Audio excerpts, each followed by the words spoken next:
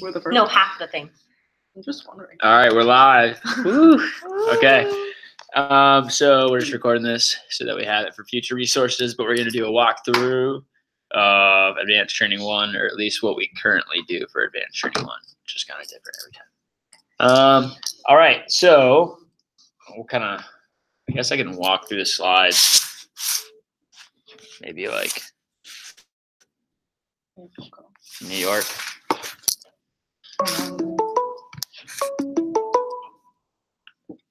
Yeah, it's the same one. Yeah. Hi, this is Julia. Who's this? I never New York. I usually think it's Olean. All right, cool. So we are going to go ahead and get started. The job's awesome, though. Who's that? That's my friend. Oh, cool. All right. So, are you starting another job? What? Are you starting another job? No. Okay. It's actually like Eddie, one of Eddie's friends. Oh, really? The one that works at FIU. Oh, okay, nice. All right. I don't know how. Are you okay? Yeah, I just don't know. Should I just like put it on the computer and just talk? Yeah, we can just do that. Can you see it? They're kind of these angles, though. That's like that works. Yeah, there we go. But the letters are backwards. As long as you can kind of see the slide, I'm sure it'll be fine. Yeah, it's fine. Oh, actually, I think when you upload it, it changes.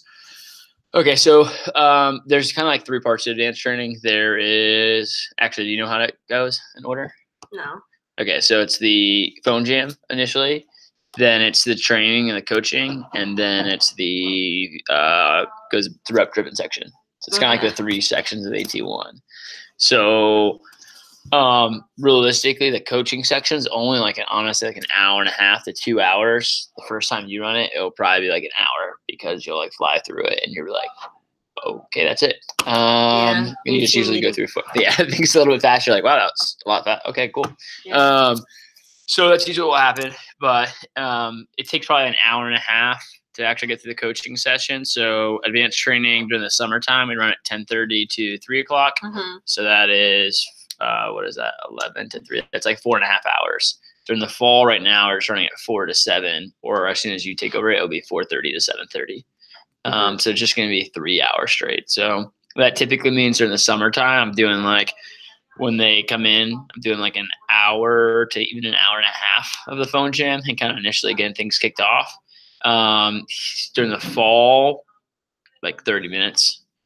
Probably like 3:30-ish of diving into the coaching. Unless it's like, I kind of always evaluate based on the room. So something that take longer if I need to get people jamming and get some more appointments on the board. People are just crushing it and like they're not really going to get many more appointments. I've seen their schedule and they're mostly booked up. Then I'll just kind of like move in earlier onto the coaching. So you can kind of play a little by ear, just like most phone jams, like when you actually get started with like the section. So first things first, just like kind of like a phone jam. When they come in, you sign them in on the board. The way I usually sign them in on the board is for AT1 is I'll put the person's, rather than like a demo goal or any of that stuff, just because usually they don't have a lot of demos even in front of them. So I'll just put the person's name, like let's say it's, Max, and I'll just ask them. So I'll put their names on the board as they come in. Give them an advanced training 1 sign-in sheet. And then I'll ask them when I get, as they're, the first thing they do is they're filling out that sheet. As people are arriving in, I'll let them fill it out for like the first 5 minutes or so. And they always fill it out wrong. So you kind of have to like explain them how to like, hey, make sure you fill out this top section and go ahead and fill out your schedule so you know when your appointments can do it. Just like we did in training the first day, go ahead and map out from like now till Thursday or for like the rest of the week. So they have their stats at the top of it. And it's the sign-in sheet says like, you've seen it before. It's like how many demos did you complete? How many? So you see all their stats on the weekend. So you also I try to look around at them so you can kind of get a good feel for the room, because advanced training 1, a lot of it is just really like recognizing like, hey, here's where you're at, and it's kind of like just managing your mentality, right? So like if like some people like did really really well and high success, like sometimes you'll have a training where it's like everyone sucked that weekend. You know what I mean? Like your whole entire thing is gonna be a lot of like building confidence and saying like, hey, you're exactly where you're supposed to be. Don't even worry about it. Sometimes like there's some really high performers, everyone else is low. Every time most people are on average. The best thing you can have, ideally when people are coming to AT1, the ideal situation is 10-8-10, exactly what we said was going to happen. And that's like 80% of people are hovering close to $1,000 mark, just below or just above. you have the top 10% that go like, have a really big first weekend. And then you have like 1 or 2 people that are like struggle to get any sales and stuff like that too. So but I'll put their name on the board. I'm like, hey, Max, and I'll go to the list. I'm like, all right, cool. How many appointments do you have total booked up in front of you, including like tonight? Like just in general, total booked up in front of you for like this week. And usually it's like 1, 2, 3, 4, 5. Unless we did a good job promoting Arrive with 5 to advanced training. So I'll put down like, all right, Max, you got 2. Rachel, you got 3. You can get the idea. Just go down the list. Okay. Once people. And then I also let them know, hey, I'm going to give you guys tickets for every single demo that you book up. I don't give them a raffle ticket. And I usually just tell them to hold on to those tickets until Wednesday so they have some extras or whatever. That's usually what ends up happening too. So I just give them the tickets. I'm like, hey, we're going to do a raffle, by the way. Every time you book up a demo, you can get a raffle ticket. Okay. So that kind of drives it a little bit too. And I'll just put like tallies next to them as they get more booked up. And that's pretty much it. Just so it can kind of show you like, hey, who came in with some appointments already booked up and who's actually booked up some appointments since I got here. And you can have an idea too, like, all right, cool, this person's got, it's easier to just kind of like feel out the room versus putting on these goals and then like how many do you have. It's kind of like easy. It's easier to read than all this stuff is. Okay. At least for advanced training. So that's kind of what I do when I sign in people to kick off the phone jam. I usually just explain to them kind of what I just explained to you. So the first thing I say, and I'll say this like 2 or 3 times, I'm like, all right, guys, so as soon as you finish fill out the sheets, what we're going to go ahead and do is we're going to start off with the phone jam. So like anytime you're in the office, we're always going to be doing 1 or 3 things. Either we're going to be helping you book up more appointments, right? We're going to be teaching you and coaching you so you can sell more on those appointments, or we'll be helping you out with any current contests that we have going on in the office. Today, we're going to do all 3 of those, right? And so kind of walk them through that. So that's when I do the kick off the phone jams. I'm like, all right, cool, everyone go ahead and get started, whatever, drive the phone jam, monitor it. During that phone jam time, if you have someone to help you out, or if it's just a smaller one in the room, ideally what I'm doing is I'm walking around and kind of walking through every single person's schedule too. Okay. So they can see like, either you pull up to the front of the desk or they go out to the desks around the room and you kind of walk over to each one. Spend like 3 to 4 minutes kind of helping them map out and plan out their schedule. You know what I mean? And just saying like, hey, here's your appointment times. Here's where we can slide some more. All right, cool. So, Lauren, what I would focus on is, and you always want to, it's always Monday. So you always want to make sure that they have some lined up for that night. So I'll also, I forgot this is the only thing I forgot. I'll also put like a Magic Monday or how many they have Monday, or I'll put like Magic Monday. Okay. And I'll put like 1 demo, 0, 2, and I have that next to their name too. I'm like, and then every time I book a demo, I'm like, what day? All right, cool, Monday. And I'm like, cool. And then I add it and change it. Don't even make a big deal out of it, but just by having it there, people are like, oh yeah, I should get some more for Monday. And they're just a little bit more pay attention to it. So kind of walk around and get out in advanced training. But I didn't know that they filled out the like AT1 info sheet and then later on you add their appointments, or should you just give it to them at the end? Usually they kind of have an idea how to do it. No, so as soon as they walk in, it's like, hey, walk in, sign in, and they fill out this section. That's the first thing they should do. So it's all about last weekend's results. Okay. Kids sometimes will take like 30 minutes to fill out this section. Yeah. So like if they're struggling, it's like, hey, look, how many? They'll like stare at CPO for like 10 minutes and be like, wait, so what is CPO? I'm like, just estimate how much you sold this weekend. It doesn't have to be that accurate. They're like trying to calculate all this stuff. I'm like, just like give me like you sold like what, like $900,000? Yeah, you put 1 catch, whatever it is. They're like trying to calculate to like the cent. And then, they just put like estimates from there. And then the other big thing that almost everyone always forgets to do is just put their daily demo goals. So that's all I want. Like the first thing when I come in the room is just put your stats up on there and then what's your goals for each day, right? Okay. So that like they have, like that's kind of just what they need to have before they actually start phone jamming. So they have an idea of like what to book up for. And I go around and look and I kind of just like checking off, right, what's people's demo goals between now and Wednesday. And then what slots do they actually have? And it's just the same way you're doing a PSP meeting. Most people do it well. Some people completely butcher it, and you're like, your goal is 1, like, yeah. And you kind of like look at all these, like, and so what I'll do is sometimes with that person, I'll just ask them like, all right, cool, like, you just do the schedule for them. So you're like, all right, well, like, what time do you don't have class? Your class. Let's put your class first. All right, cool. So here's your class times. I'll write it all out, and I'm like, what else do you have going on other than class? Mm-hmm. All right, cool. Do you need to study? You have any big tests coming up?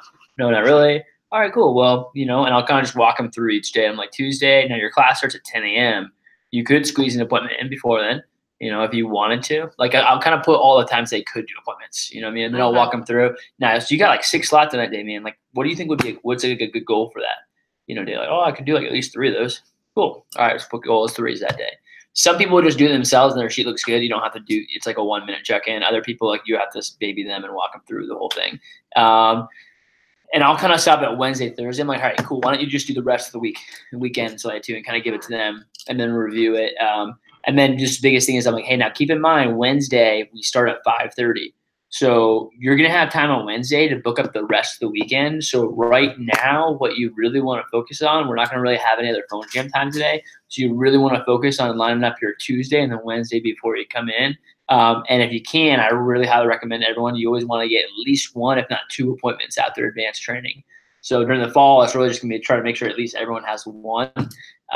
That's kind of what I recommend after, 4 to 7:30. It's like, hey, can you get 1 appointment squeezed in for this evening, even if it's a neighbor or someone else like that too, because you want the training class like use the information and go out and like, sell with it. So do that, sign in once everyone's finished the phone jam. Then it brings me to this stuff. So kind of walk around here. And you can kind of put this up on the board too while they're doing that. It doesn't really matter if you don't put it up that much. I usually don't put the keynote up until I'm about to get started. This is actually, I think this might be an older version.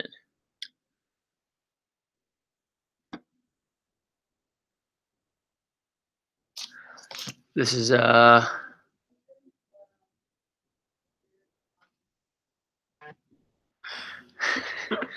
right, this is I'll edit this a little bit for you. Actually, can I just download this?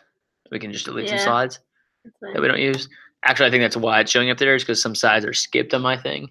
Okay. But they're still on the actual keynote. I just skip them in the actual one. Is your computer completely working now? Oh, there. It's just the connection in here. It's just super slow. Okay. All right, well, that's download. I'll just keep walking you through it. So before you get started, the first thing you want to do is recognize like the kind of first part of the dance training once you actually get started is all recognition based. So the first thing you're doing is recognizing PRs. And the reason you start off with that, it's not the end of the world, but you really want to pull up people's list. So what I'll do is I'll like open up different tabs of everyone and see anyone that says SCH. I'll just get Control and go down the list and scheduled. Or you can actually print them out ahead of time. Like if you can get help to do it or if you have time to do it, you can print out the sheets and you can just, highlight them and read them off. That's the ideal version. Or you can just pull them up on your computer. But you want to see the actual name because I wasn't doing this for a while in the summer. What I was doing, I was just saying, oh, you got like, a couple friends coming free, you got like 4 friends, but like you can't assume, like they do get emails, but half of them don't realize like half their friends ever sent for interviews. So every time you actually say the names, like, wait, really?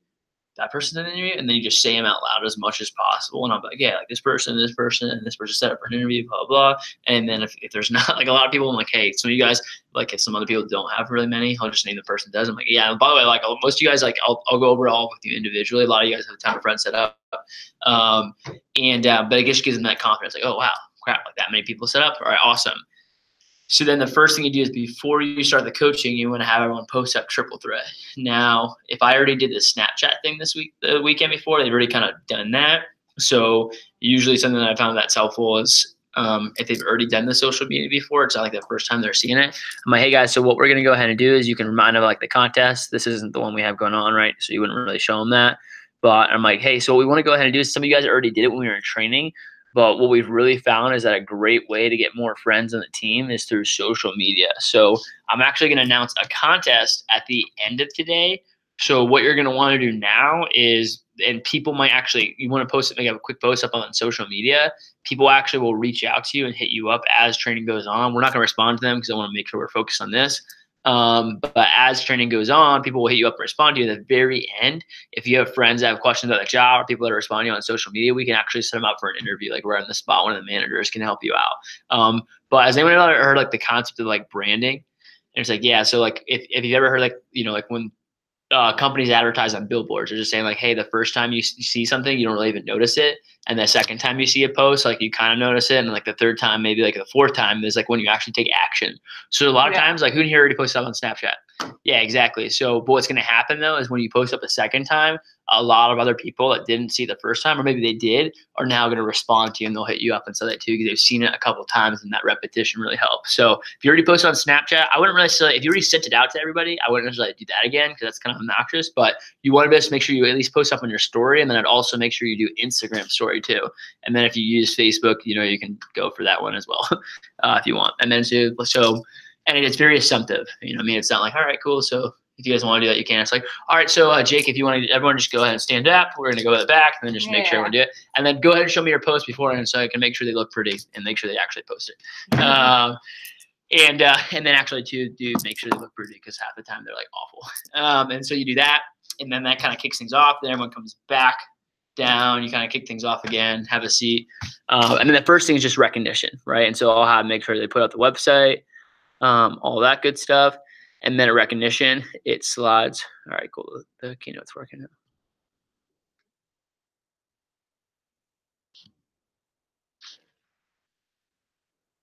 now. Oh, is that why like there's these? I don't know. Oh, that is? Oh, that means skipped. So I usually do it on Keynote. Yeah, exactly. So when you actually hit play, I think it skips them. All the ones that have these. So triple threat social media. And then I just show them like an example. And then like this is what I have up on the board while I'm walking around helping people. And then you recognize each person. So it's like you already recognize PRs. Here's a big thing with advanced training. You want to focus on like recognizing people like assignments more than like sales results, and like things like that. So I actually brush off and I always, hopefully there's like some kid in there that sold like $4,000 or $5,000. I'm like, all right, Josh sold 4,000, nice job. Rachel, they already got 1,000. I want to recognize these people that hit the assignment. Boom, got 6 appointments completed. Nice job, getting 5 appointments completed at least. Boom, like this. Like I recognize that even beforehand. Okay. And usually. So again, sometimes you have to evaluate the room, which is a little bit tricky, which is what you get the skill set at. But usually there's a pretty big trend, like the people that don't hit their first promotion or don't hit $1,000 in sales also didn't get 5 appointments completed. You know what I mean? So it's just kind of like, hey, and by the way, most of you that haven't hit your first promotion yet, most of you guys just didn't hit the assignment yet. You didn't get 5 appointments completed. And 10 is the magic number we talked about that you want to make sure you focus on. So most of y'all if you haven't hit your first $1,000, you just need to do more appointments. That's usually kind of the case. So recognize assignments. People that get their first sale or first promo, I kind of just like looking at the sheets and kind of flying through them. Like, all right, boom, already got $1,000 of sales. Nice job. Or someone's like 600, 700. I'm like, all right, Rachel's super close to her first promo. Almost there, blah, blah. Already hit the third promotion. You're at $5,000 in sales. Sponsors and recommendations, that's when I don't feel like sometimes I'll do really well in the sales and they'll all be awful at getting recommendations. I'm like, all right, now these recommendations, we definitely need some work on. So we'll go over that today for sure. Don't worry about that. But nice job, this person. Over 80 recommendations on like the 7 appointments you did. Cool. Even sometimes you can have them throw out a tip or something like that. Yeah. I'm like, hey, what do you think's help with that? Cool. Awesome. You don't really need to. You can just skip over a qualified wrestle the M10 Champions Club for now. So the next slide I show is this one. So it's like, hey guys, so, your first weekend at a glance, a lot of times people's first weekend looks something like this. You get started, your first appointment, you're building rapport with your customer, and it's like your enthusiasm scale. Then you get to the company section, maybe you're a little bit nervous, but now you're getting more confident. Then you get to the junk knife, you start talking about Cutco, you get to the names and uses, and then usually you get to like the prices, you get your first objection, and then you're like, I don't really know what to do anymore. And then like maybe you end up on some starter sets or pieces, your enthusiasm goes down, and then you bring it up and sell a little bit, and then everyone's usually like nodding their head. So I do. I'm like, hey guys, if this sounds familiar at all, it's because that's what happens to like 99% of people when they got their first weekend. It's the same thing happened to me. So, what I want to share with you guys is that you should feel good with where you're at right now. And I want to remind you guys, you've only been really doing this for like 2 days. You know what I mean? Count Friday night, whatever, but really just Saturday and Sunday. For some of you guys, did some appointments earlier today, but most of y'all are just getting started. So, regardless of where you're at right now, you should feel good with where you're at. And again, I'm just trying to give more confidence of like, dude, like, don't even worry about it. Like you're good where you're at, and then you can go over a couple examples. These are all examples of people that sold less than $1,000 the first weekend. and like all had 10K fast starts and things like that. So I'll spend like 30 seconds kind of like showing some of these and like, hey, you know, these are people that sold 2 or 3K their first weekend. So, you know, if you have a really big first weekend now, you could maybe go for like 17 or 20K, you know, or do something even bigger than that too. So I skip these videos. Okay, here is something that we can figure out before you run it. Jeff has an advanced training 1 video in which might help you just the first couple times you're running it. You could probably just play that. And it's like there's 2 videos that you play at the beginning and at the end. So that might also help. So we can incorporate that if we want to. I don't do that. What is it about though? Like what does it say? It's basically Jeff like introducing himself and then kind of doing your opening comments for you. You know what I mean? And basically about the training and stuff like that too, and welcome them to the team. And it's like a welcome to advanced training 1 video kind of. I don't go over sharing goals, demo that much, time page 16. Okay, so this is all like the divisional stuff that I kind of skip over. So again, we might change it to the divisional one. I'm just right now it's easier to just teach you my advanced training, kind of what I do.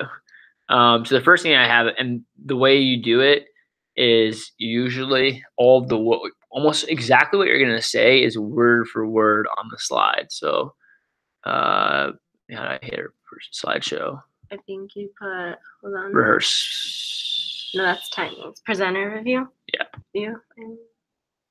Yeah, so that's what it'll kind of look like. So this is how it is. Yeah. So we'll show you like what your next slide is after that too. Okay. Or usually. Yeah, exactly. So you can kind of see it right there before you end. This is on PowerPoint, not on Keynote, but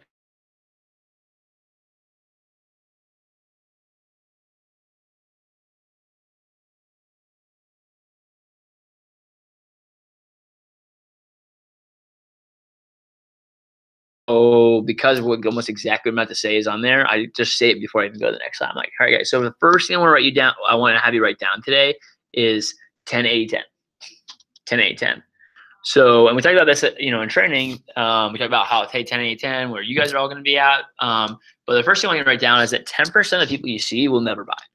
It doesn't matter how great your presentation is. It doesn't matter. They're just not going to buy it from you. You know, cut me out of gold, you know, still wouldn't buy, whatever. 10% of the people you see will always buy from you, right? And you could honestly botch your presentation. Your product could be awful, and they'd probably still buy from you. But for the other 80% of people that you see, guys, like what you say and what you do during the presentation really matters. And then I'll go to the slide so they can kind of copy down the rest of the notes. I'm like, so what are some things that 80% depends upon? What are they? You know, and I'll ask them questions like, feel like, oh, you know, blah, blah, blah. And you just kind of get them, keep asking questions until they kind of throw them out there. I'm like, you know, sometimes you can help them. It's just like, hey, any guesses? Yeah, maybe that. All right, cool. Confidence. That's a big one. Yeah. What else? What's the other really big one? See, ones you're looking for like confidence, enthusiasm. And then these ones are just follow manual, cut food, call the office. It's like pretty basic stuff. So it's like confidence and enthusiasm. So you get to that and it's like, cool. So the first thing I want you to write down, guys, is confidence. Confidence, right? Like, do you expect your customers to buy? Because if not, they can tell, right? And you know, this is what word for word is. I'm like, hey guys, I even told you guys about this in training. Remember the very first day I talked about, hey, you know, when we talk about enthusiasm sales, like if you go to a restaurant, right, and you ask the waiter, like, hey, Mr. Waiter, you know, what do you think about the chicken nachos? And he's like, oh, they're pretty good. Right. What's going to happen? Yeah, you're not going to buy them. Right. So like if you as a sales rep, like if you like your customer is always going to be less confident than you are. So if you're not confident, you can't confidently look them in the eye and tell them they should buy stuff. Like there's no shot they're going to buy it. They're not going to, you can't like be not confident and expect them to be more confident in purchasing than you are. Right. So your customer's always gonna be a little bit less confident than you are. So that confidence is key. And I'll give them a couple examples off that. And again, like the examples you can elaborate, but when you're running it for the first time, at the bare minimum, like you can't mess this up because you could literally read the slides word for word before you even get to them, and just like that what could be it. But the more stories and examples and analogies you have, you know, the better. But the forewarning that I would go to you is like, you know, be careful not to use an example or analogy or story unless you feel confident and be able to deliver it. Because sometimes I remember when I was doing that, and I try to like give a story that like Jeff gave, and I remember saying, I'm like, I don't even know what the fuck this is. I'm like, I don't even remember what this story means. Like, what did I just say? Like I don't. So I just started making up my own stories and examples. So you could do Alright. that too. You don't necessarily have to use the exact same ones I do. Okay, cool. But so, it gives an example on confidence when asking for, I'm like, hey, it's like asking for a date.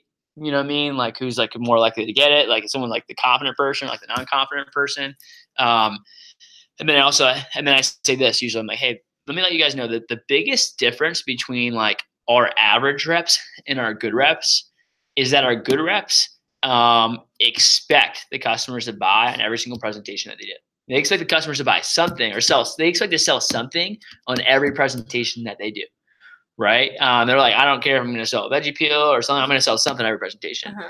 The difference between our good reps and our great reps is how much.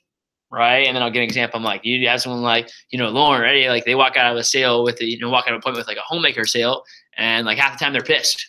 And it's like, what's wrong? And it's like, well, I should have sold them a signature. Like I should have done that too. And again, you're just kind of creating them to think bigger. Yeah, So yeah. that too, give an example. And it's like, guys, or like how much you expect them to buy. So wherever your confidence level is at. So that's the first thing. I say, hey, enthusiasm. Like, hey, so number one, I just give an example about like, hey, again, enthusiasm sells.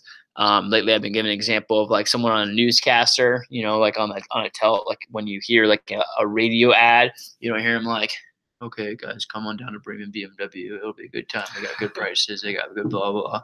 We're going to have a great time. And it's like, what do they sound like? Yeah, they have enthusiasm. They're excited. They're powerful in their voice. And by the way, not every ad sounds the same, does it? No, a lot of them do. But like sometimes that enthusiasm could be a serious tone. It could be really, really serious. It could be really funny. It could be just energetic and obnoxious like I am, or really loud. So it doesn't mean you have to have a different, if you're not that personality, if you're not like the loud, energetic person, you don't have to be that, but you do have to have some kind of enthusiasm and energy that you're able to give your customers, right? And give that enthusiasm into them because, if not, and I just kind of give that example. So that's kind of like one way you can make it relatable to everybody. But the other thing is like people getting more enthusiastic about the smaller set sales, meaning like when most people get that first no on the homemaker, like, oh, and then they're like, okay, well, do you want to? I can show you the gallery set, Miss Jones. So, and it's kind of like, and they'll like kind of like laugh because that's all what they all do. The person's like, oh, okay, well, what about this one? And it's like, hey guys, so your enthusiasm level has to go. You after you get that first no, do you want your enthusiasm level to go up or go down? Like, yeah, go up. You need to like get more excited than you did about the other one, right? And then follow manual cut food, all that good stuff too. So I'm like, hey, so most people in the room got their first no sale this weekend. What are some of the reasons that you got for your no sales? What are the reasons for you got for your customers not buying? Again, like just reading off the slide before I even get to it. And then they shout them out. Cool. I'm like, yeah, usually the biggest ones, guys, too expensive, can't afford it. My eyes are fine. Wouldn't use a lot of pieces, already have a ton of cocoa, blah, blah, blah. And I'm like, hey, so we know all the objections. I literally read off this pretty much, or don't read it off word for word, but pretty much say the same thing. I'm like, hey, guys, the objections, there's only so many you can get. They never change. There's not many other things that someone can say when they don't purchase. So, it's kind of like baseball. There's only so many pitches. Once you master them, like it doesn't matter what you have, like you master the game. So you master the objections, you master the sales. Now, again, how do we get our customers to really want cocoa? What two things did we just talk about? Oh, that's right. Confidence and enthusiasm. So here's what I want you to write down, everybody. I want you to write this down. A sale is made on every presentation. So give me a second to write that down. The sale is made on every presentation. And again, before I even go to the slide, I'm like, hey, either you are selling your customer on all the reasons they should get cocoa, or they're selling you on all the reasons why they're not going to get cocoa. And you just say that slowly because they're writing it down usually. And then I'll flip over to the slide. So, and, guys, and so, or what am I saying here? And I'll give an example. I'm like, and that's pretty much it with everything, guys. There's either it's sell or be sold, like either you're selling the customer is selling you. When you wanted to go out and you wanted to have like a later curfew, right, night with mom and dad, like either you were selling them on all the reasons, like, I don't know, you're older and you're more mature, or just one time event, you should really be allowed to stay out late like this night, or they're selling you on all the reasons you're not staying out, right? Like it's how it's going in every interaction. Either you're selling, or if you're not doing the selling, you're being sold. So ask a question like, what's the story on being sold right now? So if you guys had to guess, like, what's the definition of a sale? What would you say the definition of a sale is? They throw out like transaction from one, like blah, blah, blah. All right, cool. I'm going to give you guys a definition of sale. You guys want to write this down. The definition of a sale is the transfer of enthusiasm from one person to another. Got to Okay, cool. And I'm like, hey guys, so like even if you didn't make a physical sale this weekend, right? Like everyone in training made a sale, right? Like we told you, if you go out, you show Cutco, like people would like the knives. Did they like the knives? Yeah. Did anyone run into a lot of people that are like, this stuff sucks, I hate it? No, probably not. Right. So if you got your customers excited, guys, like you made a sale. Like that's what a sale is just getting them excited about what you're excited about. Now, here's the next thing I want to give you. I want to talk to you about what closing a sale means, the definition of closing. So here's what you can write down for closing. Closing is helping a customer feel comfortable getting something that they already want. Let me write that down. Okay, so closing is not something you do to the customer, it's something you do for the customer. Right? And here's the deal, guys. All training long, we taught you how to make sales, but we haven't really taught you, like, closing is actually getting the order form filled out. And to be honest, we haven't really taught you anything about that yet. So you should feel pretty good with where you're at right now. Cool. And then I kind of move on. You follow along with this? Yeah. So that's kind of like the mentality and stuff like that too. Again, like I give a lot more examples, and that's how you'll do once you get better at it. But you know, for the first couple of times, like you can almost like just read out the slide before you get to it. Have them write it down, take some notes on it, and then flip it over to the next slide. And I'm like, hey guys, so anytime you get once you get them, you know, they see the product, they like the product, right? Any reason that they give you for not purchasing the product is what we call an objection. And there's only so many objections like we talked about, and there's a kind of like a cycle that we call it objection cycle that is just the process of how we handle objections every single time, right? So then I kind of like, I'll flip over to the slide. I'm like, all right, so everyone copy down the big blue bubbles. You don't have to write up all the other stuff around it. And then I kind of just walk them through the mentality more so. Here's the good thing to know is that like they're not going to retain most of this information. So it's really going to go over most of their heads. Actually, some of this is like too high level, which is why I'm thinking about changing it. But more so you want to just share with them kind of like the mentality behind it. So I say, hey guys, agree, but show better deal, show better option, you know, ask and close again, right? So the first step to handling any objection is to what? Always what? Agree, right? And I'll kind of walk them through each and every single bullet point. I usually make a comment like, hey, now most people in society are really good at doing two of these and almost no one does the other two. Anyone having a guess what they are? People just say random stuff. Like, all right, cool. Here's what everyone usually does, but show better deal. Most people forget the agree and ask and close again part. I'm like, I think about this, it kind of makes sense. Whenever you hear two people arguing, you know, or bickering back and forth, what does it always sound like? Yeah, but blah, blah, blah, blah, blah, blah. Yeah, but blah, blah, blah, blah, blah, blah, blah, blah, blah, blah, right? And the reason that people will go back and forth and argue and keep going back and forth is because the first step to handling any objection is to always agree. Because until someone feels understood, it doesn't matter what logical point you have, what great deal you have, how, you know, what great point you have or whatever you can possibly say, it's going to go right over their head or in one ear and out the other because they don't feel understood. Right? Like think about when two people are arguing about politics, like what always happens is there's no mutual understanding. So the first step to handling any objection is to always agree. Hey, Miss Jones, I totally agree. Hey, I totally see where you're coming from. Hey, you know, if I were you, I'd feel similar. Hey, Miss Jones, I totally get it. I totally agree. I definitely understand.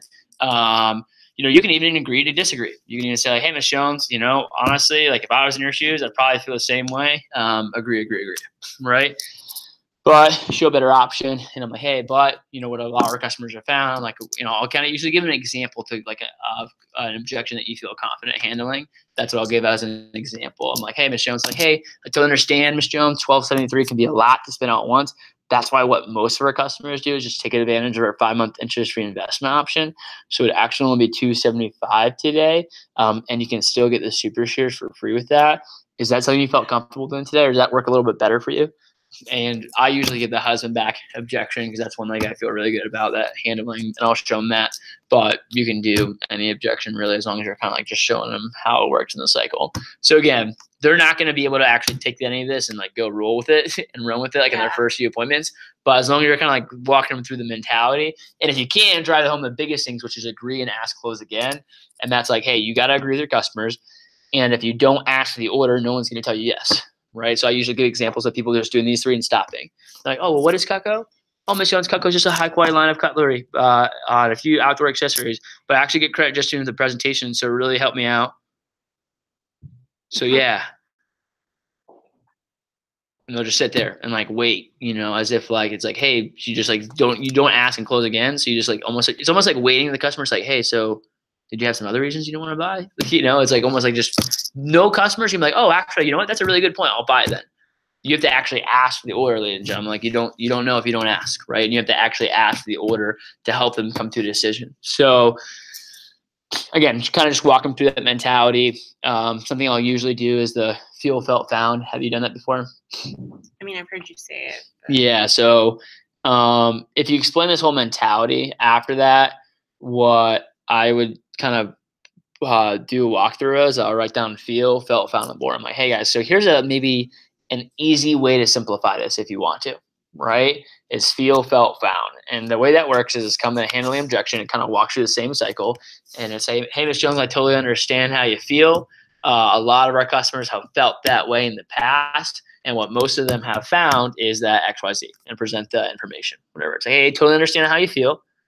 A lot of our, customers have felt that way in the past, right? And what they found is like, hey, Ms. Jones, I totally understand you feel $12.73 can be a lot to spend all at once. In fact, most of the customers that have bought from me have pretty much felt that way when they initially made the purchase. What most of them have found, though, is that over a lifetime, it makes a lot more at whatever the example is. So if you don't feel confident teaching feel, felt, found, it's really not the end of the world. If you feel good about it, you can try on the board and just kind of make it simplify it for them. Last few things here is there after this, I usually take a break kind of here, or I will I walk back to the slides and I'll go over kind of, again, some of these examples here, right here. So too expensive, can't afford it. My knives are fine, wouldn't use all the pieces. And I'll just walk them through some, maybe how to handle some of the objections. Usually I'll just spend some time talking about, I'll just say this for the video. You don't necessarily have to do this, but I'll go over the too expensive and can't afford it objections, right? So I'll go back to the objection. I'm like, all right, so now using this information, let's talk about how we actually handle some of these objections. Now, how to actually handle these are all under manual. The first thing I want to share with you all guys is that most of these objections are what we call smokescreen objections, meaning they're not actually the real reasons. These are just the reasons that customers say, and give you, but they're not really like the real reasons why customers aren't purchasing, right? So I'll give you an example. Have to talk to my spouse or husband. This is one of the most, and not a lot of you guys got this weekend, but as you continue to work here, one of the most common objections that you get is, oh, I have to talk to my husband, right? And that's oftentimes a smokescreen objection, right? Like think about it this way. The example I give, I'm like, guys, I'm like 22 years old. I'm single. And like, I'm like the only one really using my credit card. And like at the end of the month, when I have financial calls, like there'll be like a $200 charge on there, like a couple of them. And I have no idea what they are. I have literally no idea where they came from. I'm like, where is that spent? What is that? I'm like, yeah, I guess just put in the miscellaneous tab. And I'm like, so like, and I'm 22 and I'm living by myself. I'm the only one even using my credit card. Right. So like, if you think that like Mr. Jones is coming home every single night and checking his bank and credit card statements and be like, oh my gosh, like my wife, like you went to the grocery store today, like you bought the kids shoes, like you spent $200 on the credit card, like how dare you, like what is going on? Like that guy's just not happening. Like there's no one, but don't get me wrong, there are a few exceptions to this. There are a couple people out there, but for how often you're going to hear this, most women, they not need to run it by their husband before they spend like, $200, $275 on a credit card. It's not a real reason. This is the equivalent for married women of saying like, it's like the boyfriend objection, right? Like when a guy will approach a girl and they're like, oh, I have a boyfriend. It's like it's like the go-to objection. And a lot of them do, but a lot of them don't, and it's like the go-to objection, like the easiest thing to say to get someone to like, stop bothering you. Right. So like for a married woman, like the easiest thing to say is like, oh, I need to talk to my husband before I purchase. Yeah. Like I've heard ladies talk about this before with salespeople, and they say like, oh, it's the easiest thing to just say to them, like, oh, I can't make purchases on my husband. It's like the easiest thing to kind of put it off to someone else. So again, usually these aren't the real reasons. So asking the customer some questions to kind of get down to what is the real reason, what's really holding them back, will help you be able to help the customer out more. Right. And then again, I feel like this is kind of advanced and not replicatable, but you can record this and like kind of script it out and listen to some of it. Gonna do anyways. Cool. I usually go over too expensive and can't afford it, so I'll write on the board like too expensive, the Yeah. questions that you ask. You've seen me do that before, right? Yeah. So I'll do. I'm like, hey guys, so let's talk about this real quickly. So let's talk about the most common ones, and I wouldn't even really spend much time going over the other ones. I'll just go over too expensive and can't afford it. Mhm. And the objective here is like I'll kind of show you hand objection, but I'm more so just trying to drive price conviction into them again about like, look guys, this really is not that much money. The average person can afford this, you know, and you just give examples like, you know, a starter set. And like guys, starter sets are like 50, 60 bucks a week. You're telling me your customer's going to buy a starter set? Could they put gas in their car that week? Okay. Could they live in a house? They're an adult. Can you put gas in your car this week? It's like, all right, they could afford like a starter set if they wanted to, like, you know, just giving like more examples of like driving it home too. But I'll say, hey, too expensive. You know, you could use like the dual pod example or whatever, but so it's too expensive. I'm like, so when someone says too expensive, here's the question you want to ask, because too expensive can mean a lot of things, right? So you say too expensive for the knives or too expensive for the budget. I'm like, guys, what's too expensive for the knives mean? Blah, blah, blah. I'm like, yeah, basically doesn't mean they don't find value. They don't think it's worth it, which means you probably need to work on what? Yeah, your presentation, right? Like you need to build, they don't think it's $12.73 is worth it. If you do a good job of your presentation, it has nothing to do with how much money they have. Like you should be able to show this stuff to a homeless guy on the street, and you know he might not be able to buy anything because he's gonna have a bank account, but he's like, damn, that's a good price. I don't have any money, but that's a damn good price, right? If you did a good job presenting it and building up enough value for the product. Now, too expensive. So you might be able to sell something if they say that, but you're probably just gonna make a smaller sale, if anything. Too expensive for the budget. What does that mean? Oh, it means like they like it and they just don't have enough money. And it's like, yeah, exactly, guys. So you know, if they say too expensive for the budget, what you need to realize is like they're already sold on Cutco. You know, they say too expensive for the budget. Now you know like your job is no longer to sell on the product. It's like they like Cutco, they use Cutco, they own it if it was free. They just don't feel like they can swing, you know, whatever money on the budget today. Right? So your job is no longer to sell them on Cutco. Your job is really just to show them or help them find an option that they feel a little bit better about purchasing today. So the next question you can ask them is like, hey, you know, all right, Ms. Jones, no problem. Was it the $12.73 that was too much? Or the $2.75? Right? It's like, hey, Ms. Jones, was it the total price you had to pay in full today? Was it the total price that you were worried about, or just the price you had to pay today?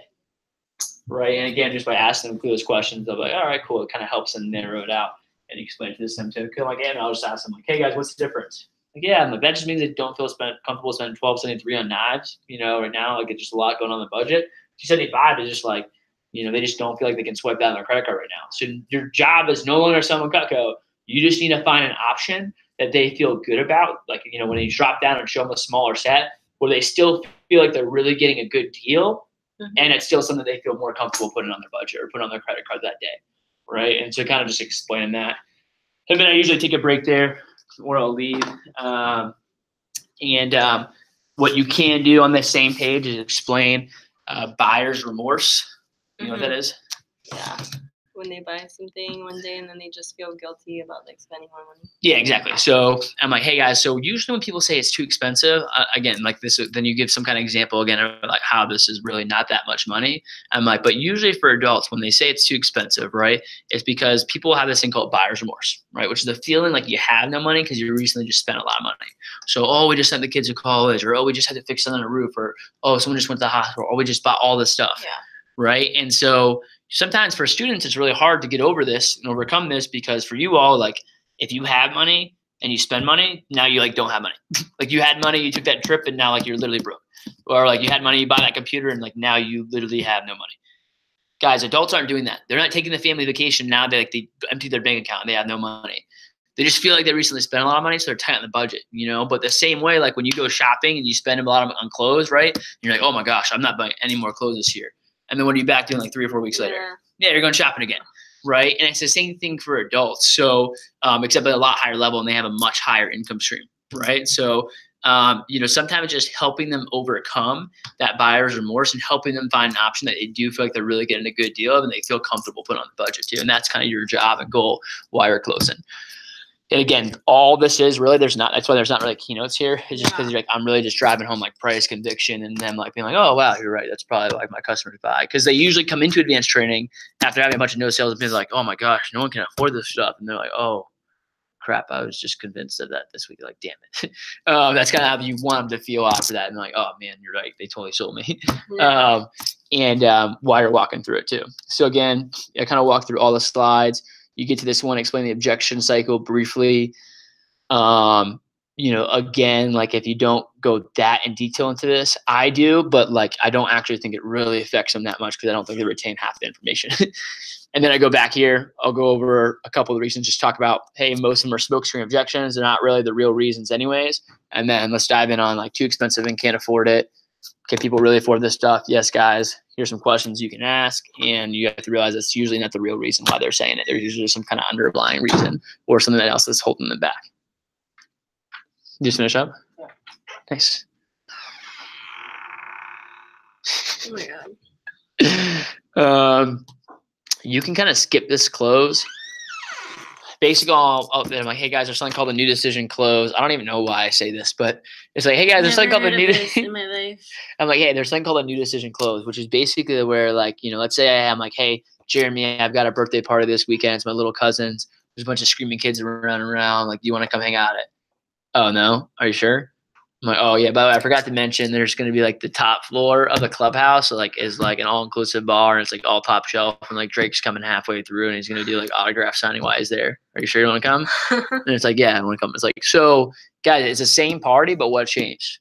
Yeah, exactly. The information that you had on it or what was included in it. And so when you have new information or, there's something else included, like a new decision has to be made. So, let's talk about this weekend. What was the first thing that you'd show them? And I kind of like stopped using the slides at this point in time.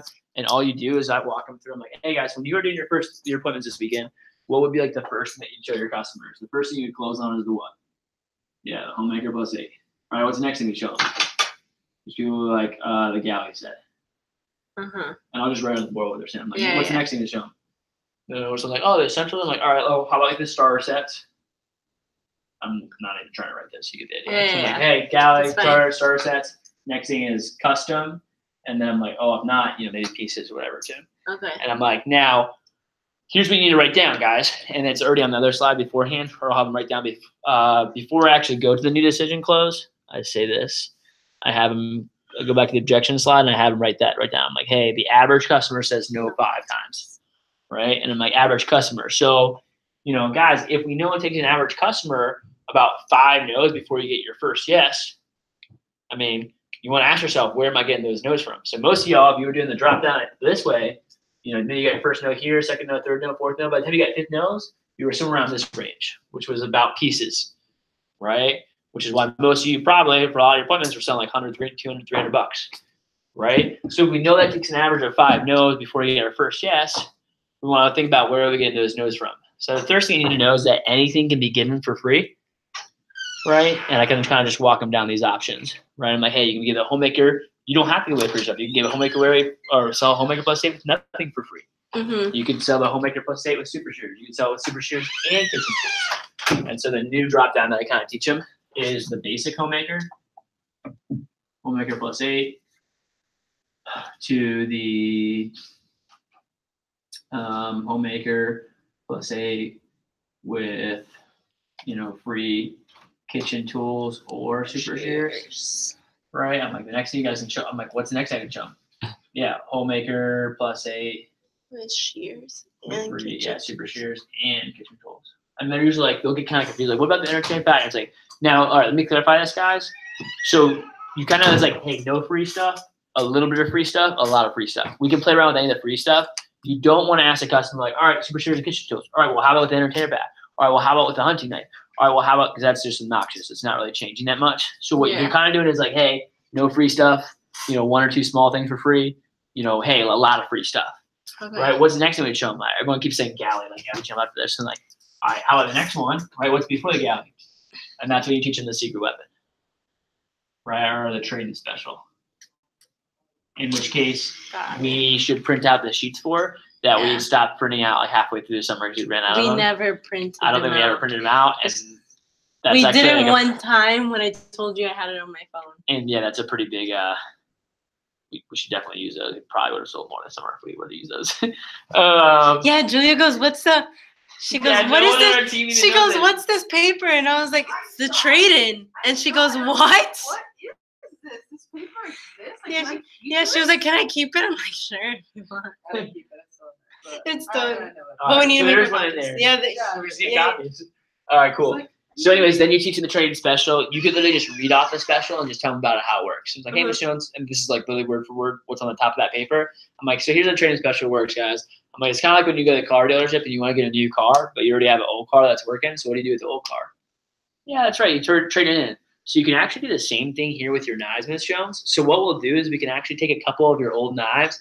We'll put them, box them up. We're actually going to donate them to charity. And what we can do, Miss Jones, is in exchange for that, we can actually give you a major discount on the set of your Cutco. So instead of paying, $12.73 for the homemaker set, Miss Jones, it actually would only be $10.50 today, paid in full. Like I said, Miss Jones, on the 5-pay, it actually only breaks down to about $227 a month, and that includes tax and shipping. So, like I said, we just take a couple of your old knives, we donate them to charity, and obviously you get a major discount. So, helping out me, helping out charity, and then obviously you're benefiting along the way. Is that something that works a little bit better for you? Right. So then I kind of just say it to them, and they're all like, "Oh my gosh!" I was like, "Yeah, who in here feels like they can make a couple sales from that one?" Everyone's like, "Yeah, we should have had that this weekend. Would have changed everything." I'm like, "No, it wouldn't have." And that's what I'm thinking in my mind. And I'm like, "Really?" Because I gave you guys half this deal on the phone. So, and then some people are like, "Oh, actually, you did that." I'm like, "Yeah." Some of you guys called into the office, by the way, and they already got this deal, and you sold a couple things from that this weekend. So I'll usually drop that and stuff like that too. So I'll pass it out. Yeah. Usually people get really confused, so I just kind of explain how it works. I was And I'm always like, confused why we still gave them that deal the first weekend if they were gonna learn it in advanced training. yeah, exactly. I mean, I don't mind giving it. I was just yeah, no one really even confused by that. remembers it usually Yeah. too. But yeah, you teach them this. I mean, it's kind of just mostly like promote. The thing is, usually you're giving people value, and a lot of times they don't actually realize what they're actually receiving. Yeah, so yeah. they take away like dumb things. Like it's when you like someone's saying like most of this goes over their head, is because when you ask them the biggest takeaways, it'll be like something like really, really mediocre and simple, and it's like oh, I'm gonna sell so much more than I know that. And it's like, no, you're not. That's not gonna help you at all. It's like when people go to SE2 and they're like, dude, like the way like they like he put a demo page over here instead of here, like it's gonna be like that's gonna I'm gonna sell so much now, and it's like that's not like the reason they're not selling doggers, because you have like you don't have the cookware page in your front of your demo. Like anyways, so I'll walk them through that. Then I'm like, hey, secret weapon. Anyways, then you just do trade-in / secret weapon, and then below that is the basic homemaker. And then so after you explain that, again, you usually have to elaborate on explain the secret weapon, like explain how it works. What you're doing is they're selling a basic homemaker for the table knives for free, and you're charging them for one. And then give them the sheet and just kind of walk them through how it works. They always get confused. Okay. And then after that, basic homemaker. I'm like, guys, so if you're dropping down this way, and by the way, if you don't feel comfortable not getting for free stuff, you can start right here too. But what's happening now, right? By the time you got a fifth no, what are you still selling? Yeah, like still have a basic homemaker or a galley set. Everyone following along with this? Okay, here's the key, guys, though. You have to actually get the no's, right? You can't be like, oh, but Miss Jones, I could also, by the way, kind of do something like this. Would you be, oh, you want to see that? Okay, cool. You have to actually show them the deal, present it to them, and ask the order, Miss Jones. So is that something you want to get today? Or do you feel a little bit better? Is that something that makes a little more sense to you? Like you have to actually ask for the order. If you don't get the no's, it doesn't really count, And that's why most of y'all, if you made a no sale, most of your points probably went like this, like, hey, Miss Jones, you have the homemaker? Okay, I could also show the get. No? Okay, cool. You didn't even get 5 no's in your appointment. And most of the ones where you had a no sale, you just got 1 or 2 no's, right? So, and then you kind of walk them through that. Okay. That's pretty much the end of the whole coaching section. The only last thing you're doing is going over the assignment. So it goes over to WhatsApp. I say that's when I would usually take a break, add them to the WhatsApp group, or have you add them to the WhatsApp group? But you would add them to the WhatsApp group, and then just take a break, add them to the WhatsApp group, then come back in, just quickly explain it like for like 2 minutes. I'm like, hey, here's how we use WhatsApp. That's the easiest way you guys can get a hold of me and communicate with me in the future. Or with Andrew. That's how you want to communicate with him, is through WhatsApp. And we also have our team group chat that is used for positive and hot updates. You want to update that anytime you have something, hot or something. If you sell anything at all, always push in the group chat. Don't post anything negative though. Don't post like, now if something like that happens, you make it positive, you can post that like, hey, just had a cancellation or a no sale, but just booked up another 2 appointments. Yeah. That's a hot update, or like a no sale but 10 recommendations. Something like that, whatever. But don't be like, oh my gosh, 2 appointments canceled today sucks, everything sucks. Like, don't post stuff like that. No one needs that. Cool. And I just explained how that works. Power hour, I usually skip over that slide, but anyways, the next thing you just go over is assignments. Okay, which again, there's a video for this that Jeff does. So you can honestly just play that if it makes your life easier. And we can make sure we get you those 2 videos before it works, and you can play them so make sure you know what's going on. But okay, here's the only other thing. The only caveat in here is depending on when you finish time-wise. It depends how many people are in advanced training. You want at a bare minimum 30 minutes for rep driven. You've got like 1 kid in advanced training, you could like do like 15 minutes or whatever too. But you want about at least 30 minutes. Ideal is an hour, depending on the size of the group. If you know you can get more in, I didn't get an hour in every time, and sometimes it's only like 45, 30 minutes. But so you want to end by that point in time, and it probably takes you about 10 minutes to go over the assignments. Maybe total, probably less for you. But just kind of keep that in mind initially, as it takes about 10 minutes. So if you have time, it's shorter in the fall, but if you have time, I would review recommendations too.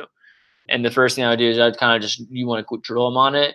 I'm like, hey guys, I'm going to go ahead and quiz you. I'm going to give you guys a grade on your recommendation approach from memory. So who in here, I'm like, actually, you guys probably want to practice it, don't you? All right, why don't we go ahead and role play real quick, and then everyone role plays really seriously because they know you're going to quiz them.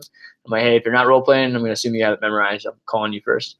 If you have time, and then go over it and give them some tips as they kind of present it, make sure they have it down. And then I don't really ever even give them tips on recommendations. Just like, hey guys, I can give you a lot of tips on how to get more recommendations, but until you have this down, there's literally nothing I can teach you that will help you get more recommendations, because you got to have this down first. This is the first thing you want to have down. Again, you could briefly skim over that if you have time, though. That's what I would put in between here before you do the assignments. And the last thing is just assignments, and then you do the kick off the PR, the phone jam, which you've seen me kick off the PR thing a million times. So I'm sure you can do that one. Do you need me to refresh you on that? I mean, you could say the verbiage. I just remember like you saying, hey guys, so we tried to get a hold of your friends and all that stuff, and they're just like, a lot of people don't answer numbers they don't know. Yeah, a lot of people answer don't know. You make a little contest and you kick it off. That's basically it. So then you go over the assignments right here. You just say, hey, on Wednesday, we're going to quiz you on pages 8 and 9. You can ignore the goal sheet because I don't do that. You can ignore complete 4 appointments by Wednesday. Or I'll just put it up there. I'm like, hey, we're going to have another Arrive with 5 contest. This is the most important thing on the assignment list, though, which is you just give them like 30 to 50 numbers. And I guess you're recording this, so you're going to listen to all of it? Yeah. Okay, cool. I'm going to script it out on the way back from Tallahassee. Oh, yeah, you're going to Tallahassee this weekend? Yeah. Right? Okay. Forgot that was this weekend. Let me see. You're annoying. Not you. All right. So basically, what you want. This is, what time is it, by the way? It's 5:37. Okay, cool. So what you'll do is, and again, I think most of this is just video. Do you know the what? The 4 gears of cookout? No. Okay, cool. Let me just put it all for you. Yeah, a billion times. Okay, cool. I'm like, hey guys, so I just explain what an attack list is, 30 to 50 plus people. Explain the importance of an attack list, why they want to have it in a phone jam, how it makes their phone jam easier, how it's easier to call people. I'm like, and the reason you want to have it is because when you're going down the list, and like when you're going down the list, and you know how you like see that one person, like some of you guys will sit there and I see you staring at a person for like 5 minutes before you call them. And the value of having an attack list is you don't have to think anymore because you already have people on the list. You just go straight down the line and call the next person, call the next person, call the next person. Because at the end of the day, like you're just waiting, guys. Like either like you're gonna call that person, so stop wasting your time and just call that person, right? Or like you're not gonna call them, so stop wasting your time and just move on to the next person that you are gonna call, right? So having an attack list, you make a list of like 30 to 50 people that you already have before a phone jam, and it makes your phone jams twice as productive. You again build up the value of just having an attack list in general and why they want to have one. And then, like, all right, cool. So your first assignment this Wednesday is make sure you're coming with an attack list. You just make sure it's like, I'm going to check this when you come in. You need to have it. Don't come in and say you have like 10 different recommendation papers because it's not going to count. You need to have it on one set list. Now, eventually, you guys, your attack list is just going to be a bunch of recommendations that you compile. When you came into training initially, your attack list was like all friends and family, people you know closely. Let me give you the guidelines on who you want to have on your attack list for this Wednesday. Right, and this is helpful for you too, Julia, because this is what we'll take on Monday. anyone that's in the new group, you want to be for Wednesday, right? Like housing, you can be able to remind them, here's the people you want to have on the attack list. And again, this hands down is what gives us a great Wednesday phone jam, because when people in the new group come in on Wednesday, they book up like 10 plus appointments on Wednesday if they do a good job with their assignments. If they don't, they get like 3 or 4. So I'll put a attack list. Here's the people that are coming on it. Right, the first people you want on it is your top 10 acquaintances. Top 10 acquaintances, right? And so usually beforehand,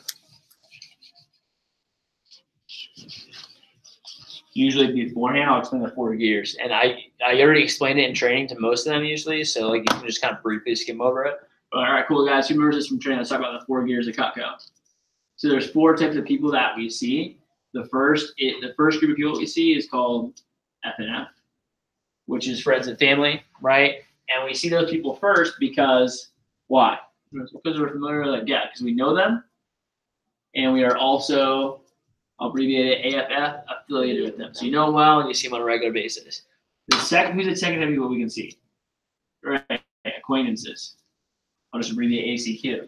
And we see those are people that we know them well, but we're not really affiliated with them. Look at an example of that. All right, great. Someone like mom's old friend. These people like you used to be cool with maybe like 3 or 4 years ago. It would have been cool to hit them up. Third group of people, right, is your directories / lists. And these are people that you don't know personally, but you are affiliated with. And the last one is recommendations. These people you don't know, you're not affiliated with. When you elaborate here, that's kind of when you tell them like, hey, so you don't want to call recommendations just yet. In fact, like most of you guys won't call recommendations for a good while on the job. And the reason is because you'll end up having so many of these people. In terms of friends and family guys, some of you guys it's 10-8-10. Some of you all have like massive friends and family you can see for like another month or 2. Some of you all have like really tiny friends and family that last you just like your first 2 days on the job. Most of you have enough friends and family to at least last like your fast start in your first 10 days in the job. Here's the deal. Regardless of where you fit into that category, everyone has a big list 2 and 3. You just have to actually tap into them, right? What did Andrew call that in training? Yeah, that's right, your chicken list. So for this weekend for attack list, what I want you to do is come up with your top 10 acquaintances, right? And some of them might be recommendations, by the way. You might actually get recommended to people in these 2 categories. And you might want to even see some of those people this week, right? If they kind of fall, you'll get recommendations people like you kind of know of, or they know of you, they go to the same school as you, or they live in the same neighborhood or something like that. So your top 10 acquaintances. The next one is any reschedules or cancels from the previous weekend. The top 10 acquaintances, reschedules or cancellations from the previous weekend. Their best virtuals. And the last group is and then anyone else from your initial list that you brought to training that you haven't seen yet.